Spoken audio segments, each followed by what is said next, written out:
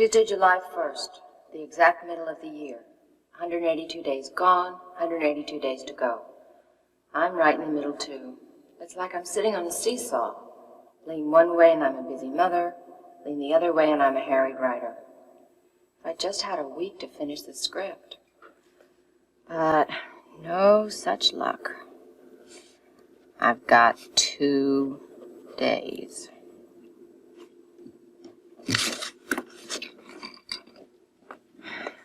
Today, I have got to get the ideas flowing again.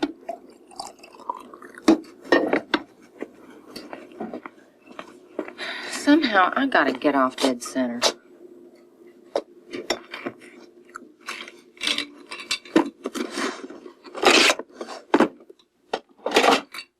The student who learns to use writing, to think with, as an instrument, I think, at least this happens with my freshmen right away, they begin to look at the world very, very much more carefully than they ever thought they needed to. I had one student once, for instance, who was mumbling. I hand out seaweed and pine cones and what have you the first day or so, and the first assignment is to get into a dialogue with this hunk of seaweed for a week and record that in the dialectical notebook.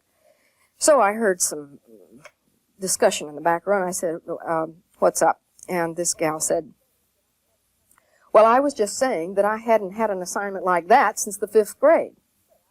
And I hate to say, I was very miffed. I thought, oh dear, they'll just think this is all childish, and I was very unhappy. 2 weeks later, she came back, and I'm happy to say, said, you know, I discovered that I hadn't looked at anything carefully since the 5th grade.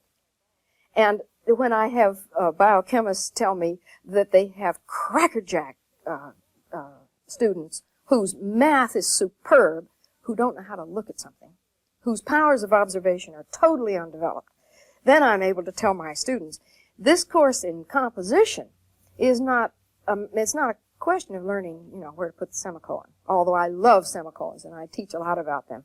The point is how to use language as an instrument of knowing, how writing down, recording, listening in on your thoughts, making statements, unmaking statements, revising them, writing poems, that all of that use of language deliberately and consciously and saying, what am I doing, what meaning am I making, is really, any philosopher would tell you, a way of coming to know your knowledge.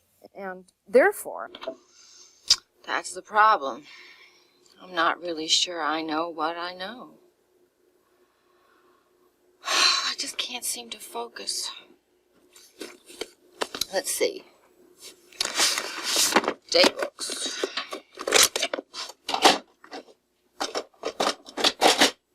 Daybook is not a journal. When I tried to keep a journal, I got so incredibly pompous that I couldn't stand it. I would laugh at myself at what I was writing in a journal. It seemed very, very inflated and pompous. And so I called a notebook a daybook. Sometimes I've called it a log book, the same kind of thing you keep on a boat as account of what's happening. When it isn't a journal, it allows me to put a lot of things in it that aren't yet writing, and they're the most important kinds of things. You would see diagrams, you'd see lists, lots of diagrams. A lot of writers diagram their pieces. I see what I write in terms of funnels or figure eights or circles. I couldn't really handle a textbook I wrote, a writer-teacher's writing, until I have a whole notebook of diagrams of that. When I saw it as a series of concentric circles, the first chapter being the pebble and the water, and the second chapter a circle, and so on. I have to visualize ideas. After a meeting recently in revision, I suddenly had to draw a picture of revision. And so there's a lot of diagrams in there. There are quotes from writers. There's things overheard. There are observations. There are titles. There are leads, fragments of things, a lot of stuff. I will paste things into the daybook, newspaper clippings or diagrams that I run into from someone else. It's a commonplace book where I collect other people's thinking, but mostly where I talk to myself. I try to start it. This whole assignment's got me talking to myself. Hi, Jenny. Oh, it's you, Fred. You playing plumber? Yeah. The crew was washing the stage floor and discovered the drain was plugged. No more, thanks to this. I should have it so good. Hey, what are you doing here so early? The last time you came in before 8 o'clock, you put your purse in Waldo. I had to take the crack of dawn bus from the car repair shop. Reverse gear in the old Thunderbuggy went out last night, after I had loaded it with several hundred pounds of photographic gear. Ah, another freelance job. For another photographer. I couldn't get there. Ah, that's too bad. Well, that was just the beginning. I was up most of the night with 2 kids sick with fever, and my mother stepped on a skateboard and sprained her ankle. Well, you gotta tell her to stop hanging around with that younger crowd. And me, with 2 days to finish the script. I tell you, Fred, the only thing that's worked for me in the last 2 days has been the key to the studio. Can't even find my glasses. Well, you never let little things get you down before. Why now? Thank you, Fred. You know something? I've never had any trouble getting any ideas about anything. But trying to get ideas about how to get ideas, talk about a writer's block. Ah, you'll unblock it, Jenny. You know, it's too bad that writers can't reach into a little black box and find the answers to their problems. Yes, it really is a shame. More coffee? No, thanks anyway. I'm still looking for the right tool in this little black box. Ooh, it sure is easier when you can see.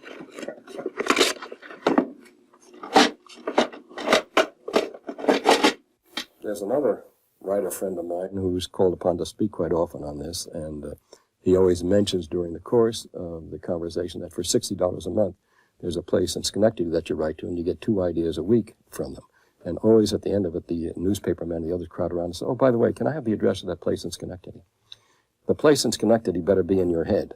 And where those ideas come from, that's the basis of it all. And how and where they come, I don't know. Nobody really knows. You can, in, say, reality writing. The shadow knows. I wonder if the shadow knows where the Stone and Wallace tapes are. Ah, you lost Stone and Wallace? I've looked everywhere. Oh, relax. I'll look in the most obvious place. Where's that? Why, Waldo, of course. Are Stone and Wallace in here?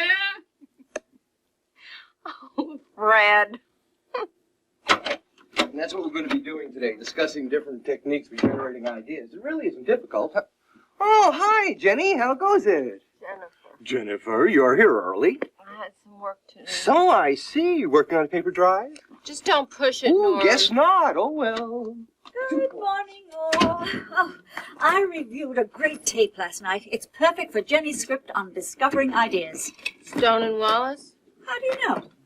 I've been looking for it all morning. Oh, Jenny, I'm sorry. Cassie, would you set this up for me, please? Fred told me you've had a bad night. How's it going now? I got a real problem with the script, Gwen. Come on, Jennifer.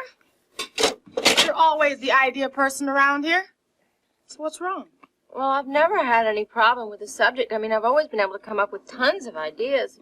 But it's not a conscious process with me, and talking about technique seems so unnatural. Well, that's just the point, Jenny. This program needs to make discovering ideas a conscious process. Yeah, for those of us that don't find writing so natural and easy.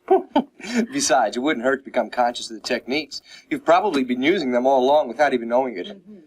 Well, let's see if we can get you started. Irving Stone is a writer who disciplines himself to write every day, good or bad. What he has to say may belong in your script, Jenny. Why don't you switch the tape on? Well, I work an average day. I'm up early, and I work from about 9 to 1 at my desk. I always have a studio outside of my home where I can have quiet, and there's an intercom system if we have to use it.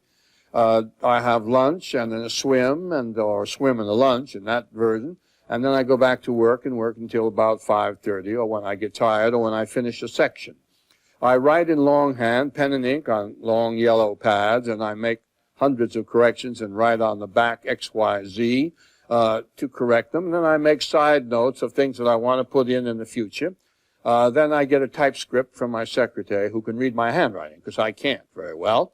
And then this I slaughter by cutting and crossing out and adding and revising to get what I want. We go through 7 drafts, 4 with my secretary and 3 with Mrs. Stone editing along with me until we finally get on the white draft, which is the 7th. I don't believe in inspiration. I think that Sinclair Lewis said it correctly when he said, inspiration is the act of attaching the seat of your pants to the seat of a chair. If I find that I can't write, but my mind is clouded over, and your mind frequently is, it travels in cycles, then I'll read and annotate my books in the margins. If I can't do that, I'm completely closed down, I go outside in the garden and I pull weeds. And I find that very therapeutic. It helps the garden, it helps clear my mind, and I never go more than 10, 20, 30 yards away from my desk. So when my mind clears, I'm back in a matter of seconds, and I pick up the sentence or the paragraph where I had begun.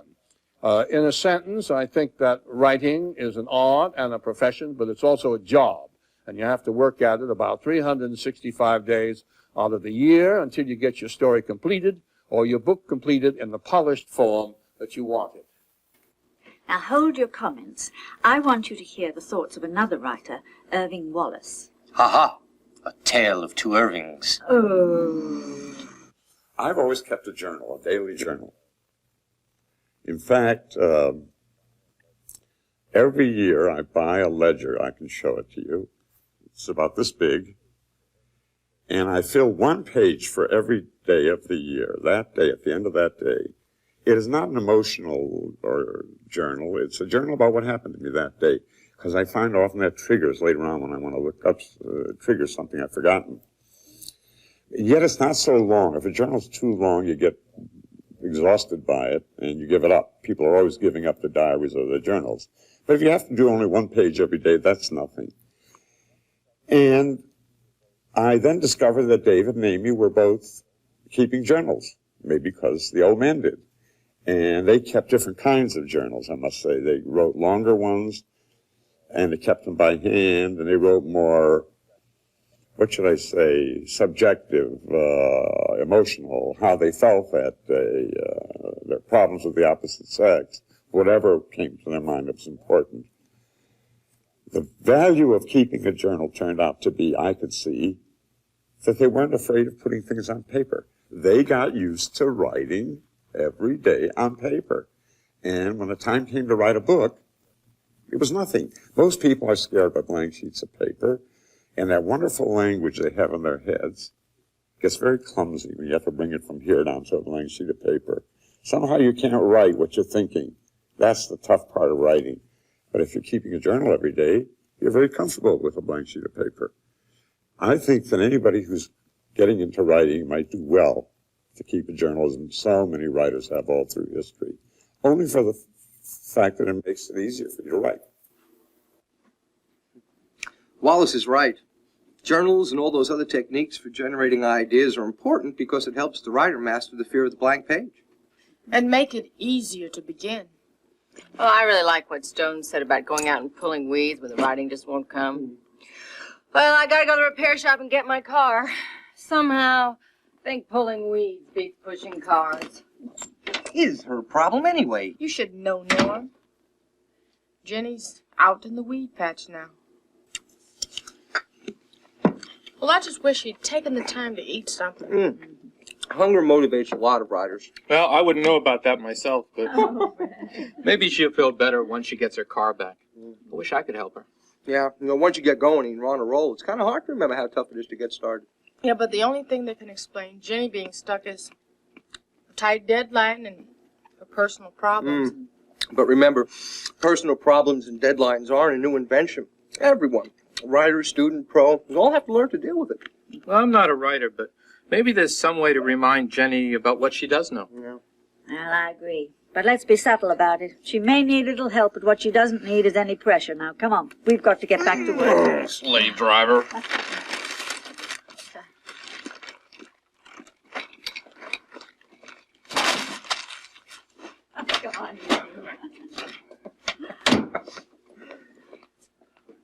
Jenny, got a minute?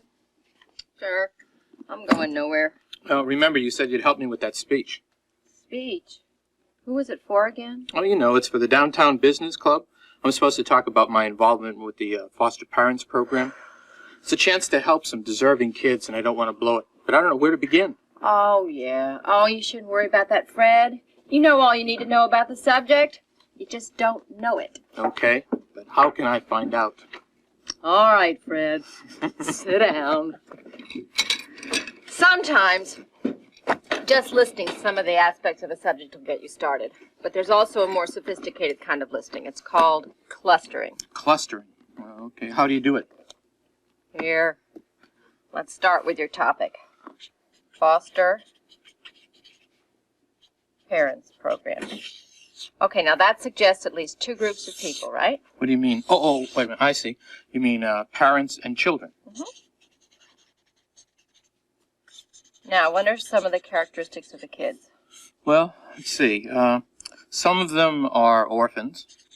Uh-huh. Some are disabled. Uh-huh. And a lot are retarded. Okay, that's enough for now. What about the foster parents? What are they like? Let's see, most of us have happy homes. Mm-hmm. Some don't have children. Mm-hmm. And some have a real concern for homeless kids.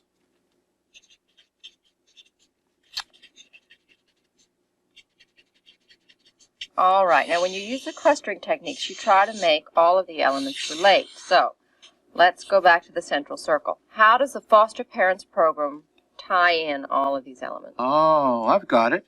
And that's exactly what the foster parents program does.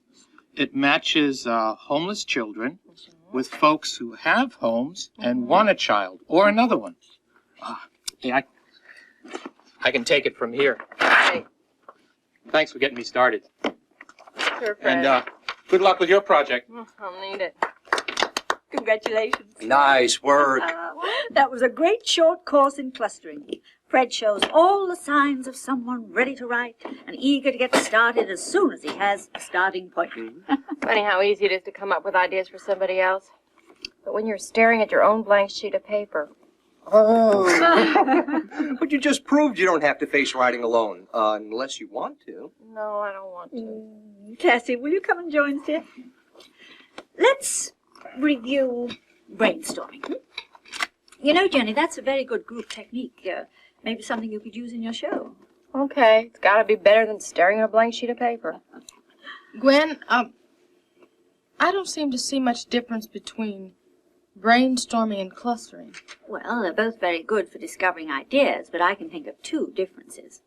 You can use the clustering technique by yourself, but you need at least one other person to have a good brainstorming session. Yeah, you need 2, one to bounce off the other. And in brainstorming, you always go for quantity instead of quality.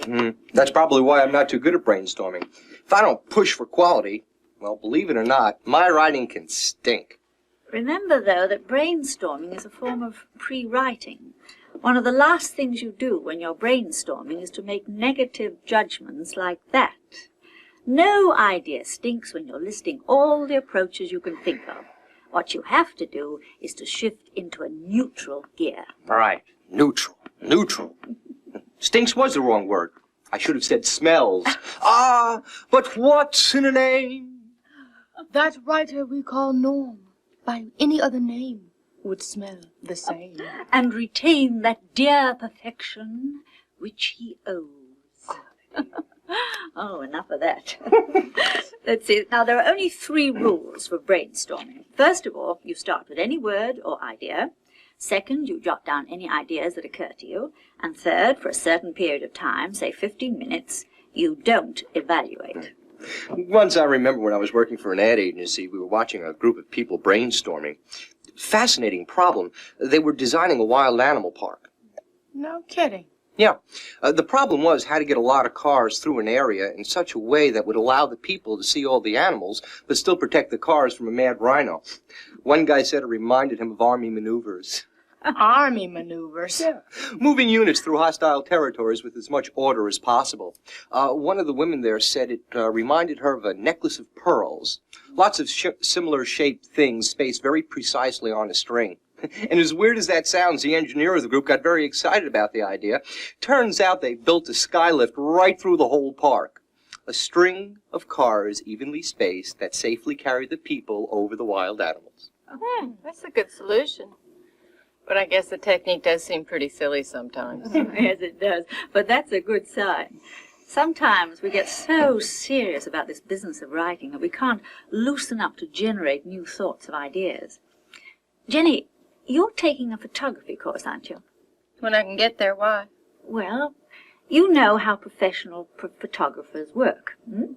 They have a sort of physical brainstorming. They work fast, shooting their model from all angles, clowning, looking silly, but all the time clicking away at that shutter. Getting it all down on film. Yes, and they take lots of film.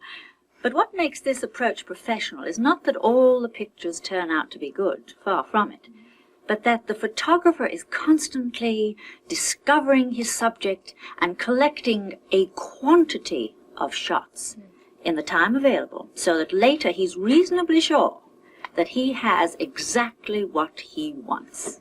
That's right. You just keep shooting film. You don't think about starting to edit or select until you've shot a lot of rolls of film.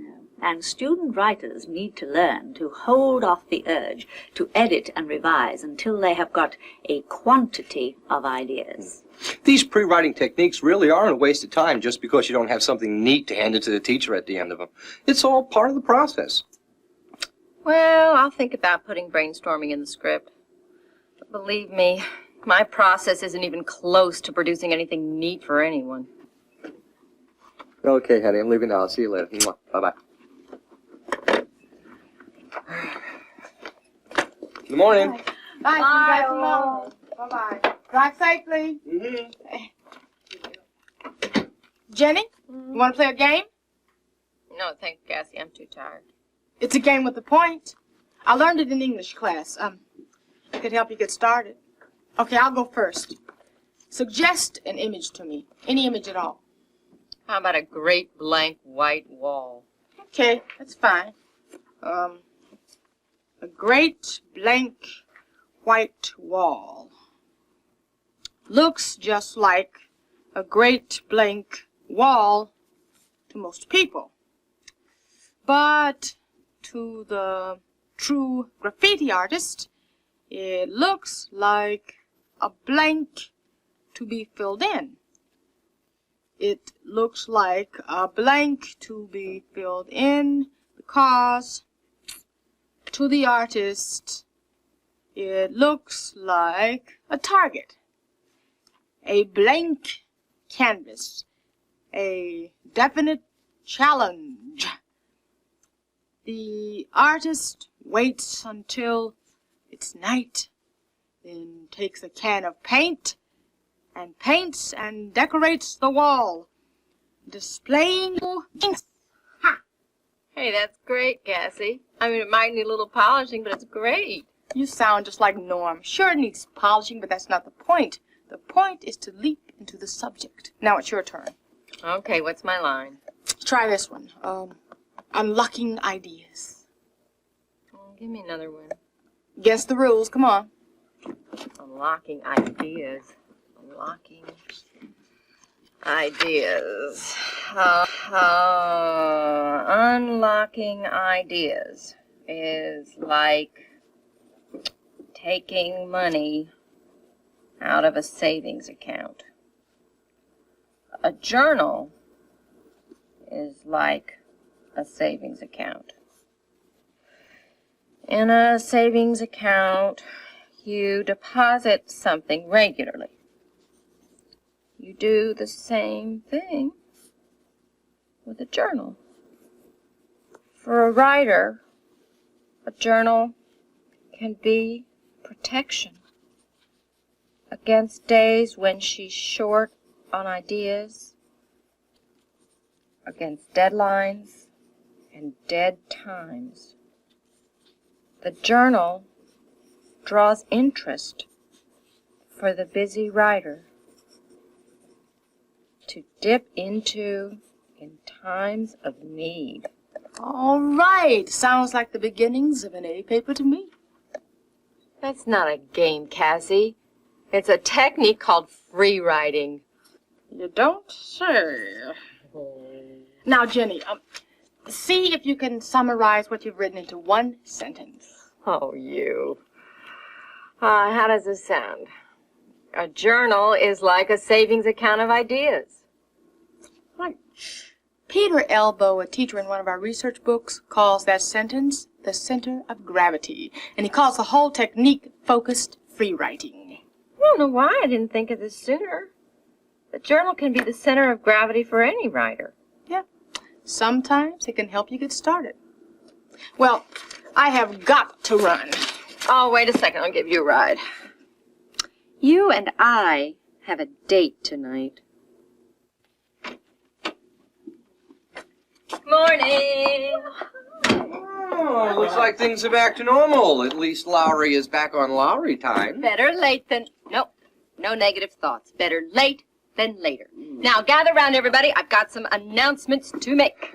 What's in the box? Donuts? I hope they're fresher than that stale joke. Cupcakes. You know something, Norm? I feel so good even you don't bother me this morning.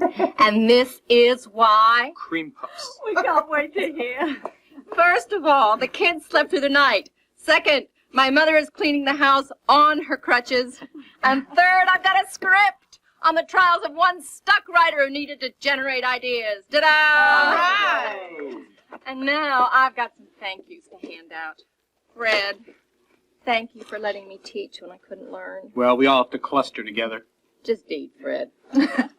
Norm and Gwen, thank you for reminding me that brainstorming can help unloosen a block. Thank you.